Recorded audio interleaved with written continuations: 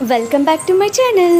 ఇంట్లో క్యారెట్ తప్ప వేరే వెజిటబుల్స్ లేనప్పుడు క్విక్గా అండ్ టేస్టీగా ప్రిపేర్ చేసుకున్న క్యారెట్ ఫ్రై ఈరోజు ఈ వీడియోలో చూద్దామా.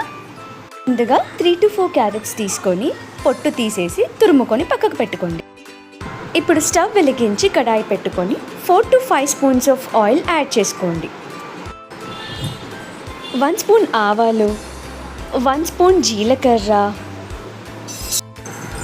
2 రెమ్మల కరివేపాకు, 2-3 ఎండుమిర్చి యాడ్ చేసుకోండి. మనం తురిమి పెట్టుకున్న క్యారెట్ని ఆయిల్లో యాడ్ చేసుకొని 2 to 5 minutes వరకు ఫ్రై చేసుకోండి.